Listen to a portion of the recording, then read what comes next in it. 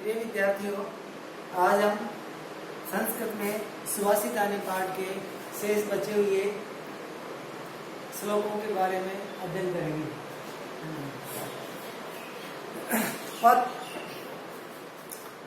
पुष्प पत्र फल छाया मूल फल कल दारु भी धन्या मही रोसा ये विमुख यान्ति नार्थिन है। कवि कह रहा है कि पत्र यानी पत्ता, पुष्प फूल, फल छाया, मूल यानी जड़, वलकल का अर्थ होता है छिलका, अर्थात पेड़ की जो छिलका होता है ना, पेड़ की जो छाल वो, और दारू भी लकड़ियों के द्वारा ये मनुष्य को प्रसन्न करने वाले धन्य महिरुहा, यानी ये महिरुहा का मतलब पेड़, ये पेड़ धन्य हैं जो विमुखा यान्ति नार्थिन है, जो याचक को मांगने पर विमुख नहीं होते, अर्थात सब कुछ देते हैं, ये मना नहीं करते हैं। एक बार और देखो इसको कि ये जो पेड़, इसी श्लोक में पेड़ों के बारे में बताया गया है कि पुष्प फूल, पत्र पत्ता, फल छाया, जड़े पेड़ की छाल और लकड़ियों के द्वारा ये मनुष्य को प्रसन्न करने वाले पेड़ धन्य हैं, जो मनुष्य के मांगने पर कुछ भी यानी मांगने पर विमुख नहीं करते, अर्थात मना नहीं करते हैं। आगे देखो, चिंतनीया ही विपदाम आदावेव प्रतिक्रिया न कूप खननम युक्तम प्रदीप्ते वहिग्नाग्रहे। चिंतनीया ही विपदाम आदावेव प्रतिक्रिया न कूप खननम युक्तम प्रदीप्ते वहिग्नाग्रहे। कवि कह रहा है इसमें कि मनुष्य को विपदा के बारे में, यानी विपदा आने के बारे में पहले ही चिंता कर लेनी चाहिए, यानी समस्याओं के बारे में पहले ही विचार कर लेना चाहिए। क्यों कर लेना चाहिए? क्योंकि आगे बताया गया है, कवि ने बताया है कि वहिग्नाग्रहे, कवि कह रहा है कि घर में आग लगने पर कूप कुनने भी युक्ति न प्रदीप्ते, यानी घर में आग लगने पर कुआं खोदना उपयुक्त नहीं होगा। एक बात फिर से समझना, कवि कह रहा है कि मनुष्य को विपदाओं के, दुखों के बारे में, चिंताओं के बारे में पहले ही विचार कर लेना चाहिए, उसके बारे में पहले ही सोच लेना चाहिए। क्यों सोच लेना चाहिए? क्योंकि घर में आग लगने पर कुआं खोदना उसके लिए उपयुक्त नहीं होगा। अर्थात घर में जब आग लगती है कि व्यक्ति सोचता है कि अब कुआं खोद के उससे पानी निकाल कर इस आग को बुझा दूं, ऐसा संभव नहीं है। इसलिए फिर एक बार मैं सुभाषितानि सारे श्लोकों का एक बार मैं फिर रिवीजन कर रहा हूँ, ध्यान से फिर देखना। गुणों में गुणी होते हैं। पहला श्लोक है, गुणा गुणिकेषु गुणा भवन्ति तेन गुणं प्राप्य भवन्ति दोषा सुस्वादितो ये प्रभवन्ति नद्यः समुद्रमासाद्य भवन्ति अपेय। कवि कह रहे हैं कि गुणियों में गुणी होते हैं जो निर्गुणों को प्राप्त करके दोषी हो जाते हैं, अर्थात जो निर्गुण आ जाते हैं गुणियों में तो वह दोषी हो जाते हैं। कैसे हो जाते हैं? आगे उदाहरण बता रहा है कवि बता रहा है कि सुस्वादित हो या प्रवंती नदियां, स्वादिष्ट जल नदियों में बहता है, स्वादिष्ट जल अर्थात पीने योग्य जल नदियों में बहता है, लेकिन वह समुद्र में आकर के पीने योग्य नहीं होता, अर्थात वह खारा हो जाता है। नंबर दूसरे श्लोक में है, साहित्य संगीत कला वीन साक्षात पशुपुच्छ विषान तृणम न कादन्नपि जीवमाना तद्भागधेयम परमं पशूना। जिस मनुष्य में न साहित्य है, अर्थात धर्म शास्त्र को न पढ़ना है, संगीत का गाना वगैरह, और नहीं कोई कुछ कला है, तो अगर वो इनसे वीन है, वह साक्षात इस पृथ्वी पर बिना पूंछ और बिना सींग वाला मनुष्य है, जो तृण न खादन में जीवन, जो घास न खाते हुए भी जीवित है। तद भाग्य पर पशुओं का तो परम सौभाग्य है कि वह घास नहीं खाता है। आगे बढ़ते श्लोक में बताया गया है लुकस्य नश्यति रसः पिचुनस्य महतरि नष्टक्रियस्य कुलमर्थम आत्मरस्य धर्म है विद्याफलम व्यसनानि कृपणस्य सौख्यम राज्यम प्रमदत्त सचिवस्य नराधिपस्य। कभी कह रहा है लुब्धस्य नश्यति से लोभी का कीर्ति नष्ट हो जाती है, लोभी का यश नष्ट हो जाता है। किसी में चुगलखोर होता है, जो आपस में चुगली करता है उसकी दोस्ती नष्ट हो जाती है। जो क्रियाहीन व्यक्ति होते हैं, जो अपने कार्य के प्रति निष्ठावान नहीं होते, क्रियाहीन होते हैं, उनका कुल नष्ट हो जाता है। और धर्म के लोभी होते हैं, धर्म के लालची होते हैं, धर्म के जो लोभी होते हैं उसका धर्म नष्ट हो जाता है। जो बुरी आदतों वाले होते हैं उनका विद्या का फल नष्ट हो जाता है और कंजूस की मित्रता नष्ट हो जाती है। और राज्य में जो घमंड मंत्री होता है, राज्य का जो घमंड मंत्री होता है, उस राजा का राज्य नष्ट हो जाता है। क्योंकि अगर राजा कितना ही ईमानदार हो, श्रेष्ठ हो, बड़े हो, लेकिन उसका अगर जो मंत्रिमंडल, उसके जो मंत्री है वो भ्रष्ट होंगे, बेईमान होंगे, तो वो राजा अकेला कुछ नहीं कर सकता, अर्थात उसका राज्य नष्ट हो जाता है।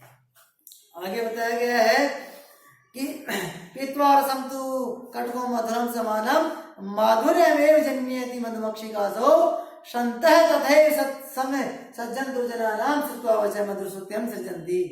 यानी मधुमक्खियां, कवि कह रहा है कि मधुमक्खियां कड़वे रस को और मीठे रस को, मधुमक्खियां कड़वे और मीठे रस को समान पी करके माधुर्य यानी शहद ही उत्पन्न करती है, यानी शहद ही बनाती हैं। उसी प्रकार तथैव यानी उसी प्रकार ही जो सज्जन लोग होते हैं, महापुरुष लोग होते हैं, वो सज्जन और दुर्जनों की बातें सुन करके, सज्जन लोगों की और दुष्ट लोगों की बातों को सुन करके मधुर सुक्तियां का निर्माण करते हैं, अर्थात मीठे वचनों का ही निर्माण करते हैं।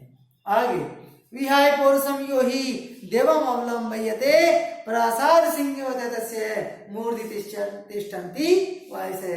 कवि कहता है आगे कि जो मनुष्य पौरुषम यानी अपने कर्तव्य को, अपने कार्य को विहाय यानी त्याग करके, अपने कर्तव्य को, अपने कर्म को, अपने कार्य को त्याग करके देवम अवलंबयते यानी अपने भाग्य का सहारा लेता है, अपने भाग्य का सहारा लेता है। वह किस प्रकार होता है आगे बताया है कि प्रसाद सिंहवत है तस्य मूर्धने तिष्ठति वायसे। क्या सिंह रूपी महल का जो मुकुट होता है, सिंह रूपी महल का जो मुकुट ऊपर होता है, उस पर जैसे कौवा बैठा है, वायसे का अर्थ होता है कौवा, जिस प्रकार उसके ऊपर कौवा बैठा हुआ है। पुष्प पत्र फल छाया मूल वक्ल दारु भी धन्य वही वहाय ये साम्यमकयांति नर्थिन है। इसी प्रकार कवि कह रहे हैं कि फूल, पत्ते, फल, छाया, जड़े, छाल और लकड़ियों के द्वारा मनुष्य को प्रसन्न करने वाले ये महान पेड़ ये धन्य है, ये महान पेड़ धन्य है, जो याचक के मांगने पर विमुख नहीं होते अर्थात याचक जो भी मनुष्य इनसे कुछ मांगता है उसे विमुख नहीं होता है। आगे बताया है चिंतनीया ही विपदाम आवावे भी प्रतिक्रिया न कूपकलनम युक्ते प्रदीप्ते वही न गृहे। कवि कह रहा है कि मनुष्य को आने वाले चिंताओं के बारे में, आने वाली बाधाओं के बारे में, आने वाली समस्याओं के बारे में विचार करना चाहिए। आने वाली जितनी भी कठिनाइयां हैं उनके बारे में पहले ही विचार कर लेना चाहिए। क्यों कर लेना चाहिए? क्योंकि आगे कवि कह रहा है कि वह न कूपकलनम युक्ते प्रदीप्ते वही न गृहे, क्योंकि घर में वह गृह यानी घर में, वही ग्रह आग लगने पर, घर में आग लगने पर कुआं खोदना उपयुक्त नहीं है। अर्थात कवि कह रहा है कि घर में जब आग लगती है तो मनुष्य सोचता है कि मैं तुरंत कुआं खोद करके इस आग को बुझा लूं, ऐसा उचित नहीं है। इसलिए इंसान को, व्यक्ति को आने वाली जो भी कष्ट है, समस्याएं हैं, दुख हैं, आपदाएं हैं, उनके बारे में पहले ही विचार कर लेना चाहिए। अब इसमें इस पाठ के हम अभ्यास प्रश्नों को करते हैं। सबसे पहला प्रश्न है पहला, इसमें है पाठ दत्तांत पदानाम सस्वर वाचनम कुरुते है, यानी पाठ में दिए हुए पद्यों को पाठ में दिए हुए श्लोकों को सस्वर वाचन करो, यानी लय के अनुसार उनको बोलो, लय के अनुसार उनका उच्चारण करो। प्रश्न नंबर 2 में है श्लोकान से सुरिक्त स्थान पूर्यते है, श्लोकों का जो श्लोक है उनमें खाली स्थान दिए हुए हैं, उनको श्लोकों को देखकर उनको भरना है। तो आप ये श्लोक हैं उनमें आपको देख करके इनमें अभ्यास पुस्तिका में आपको लिखना है। सबसे पहले अब आता है प्रश्न नंबर 3, इसमें है प्रश्नानाम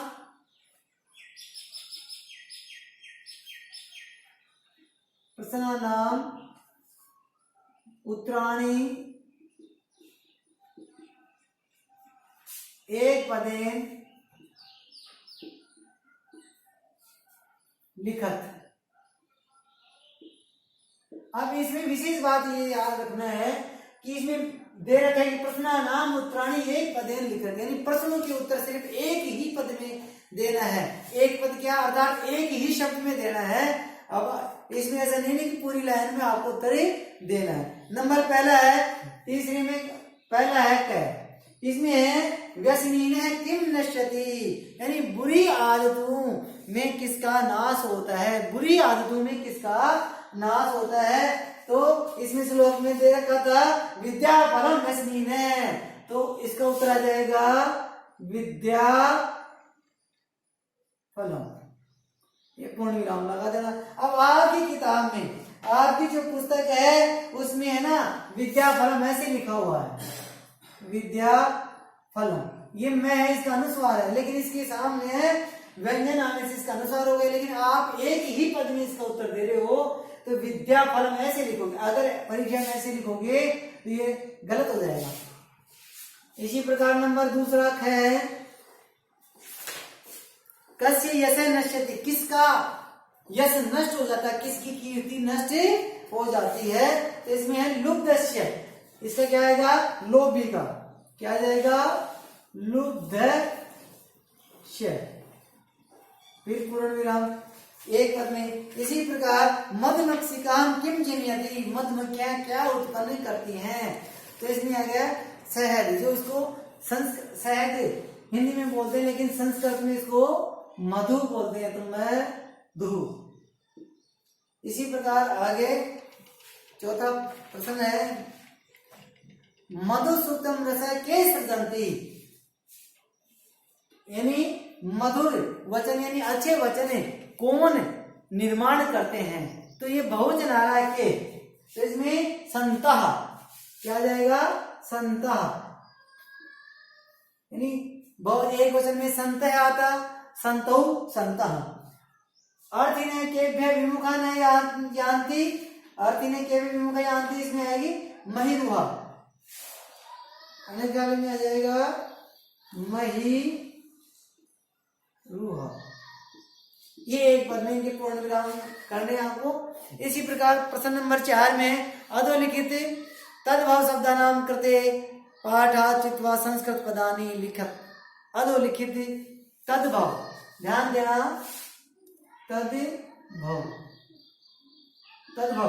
तद्भाव शब्द दिए हैं, इनको आपको संस्कृत के पद लिखने हैं। कंजूस का होता था कृपण है, कड़वा का आ जाएगा कटु, पूंछ का पुंछ है, लोभी का आ जाएगा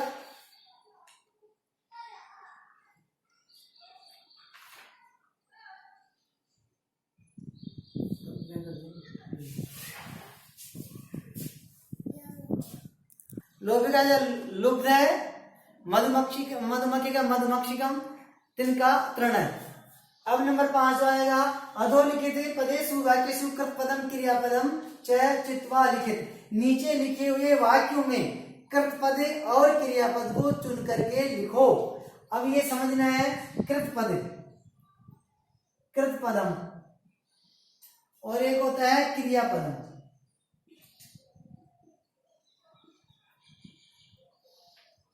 10th क्लास में 2 नंबर के आते हैं कृतपदम और क्रियापद। अब इसमें ध्यान देना, कृतपदम जैसे कि इसके नाम से आभास हो रहा है कि यह कर्ता होता है। कृतपदम क्या होता है?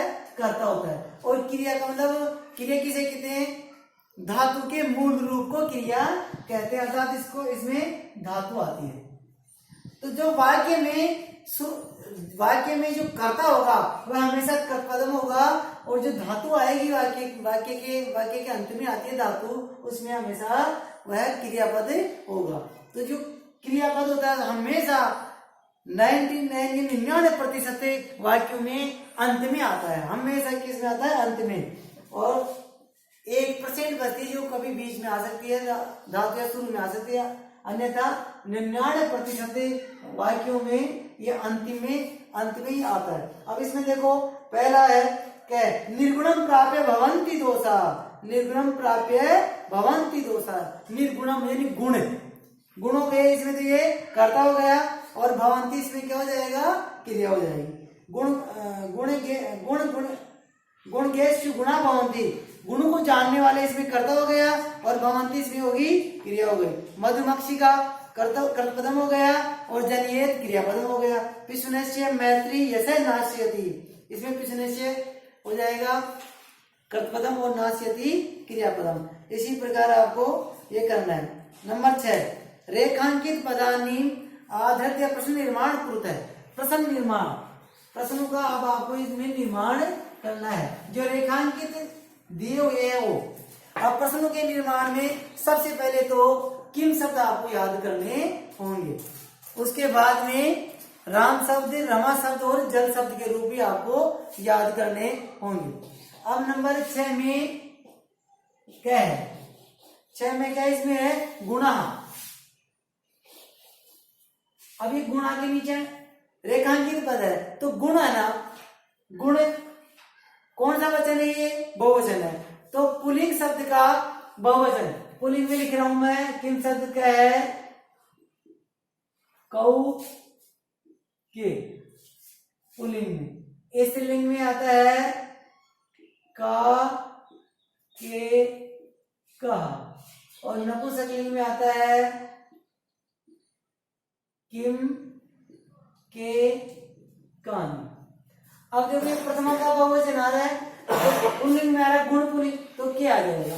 क्या आ जाएगा? इसमें क्या आ जाएगा? अब दूसरा है नद्य है, 6 में है नद्य है।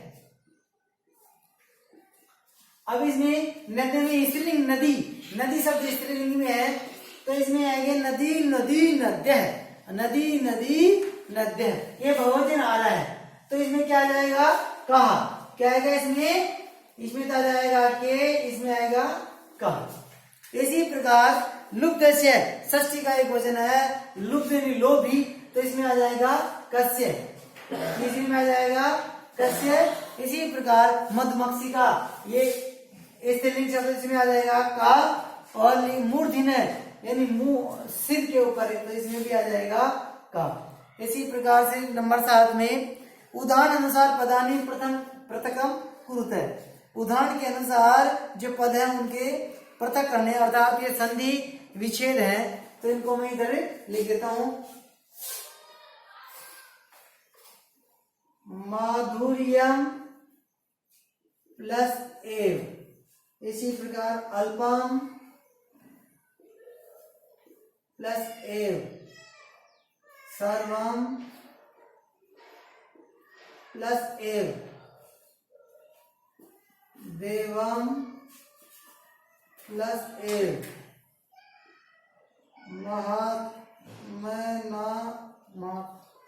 महात्मा प्लस उक्ति,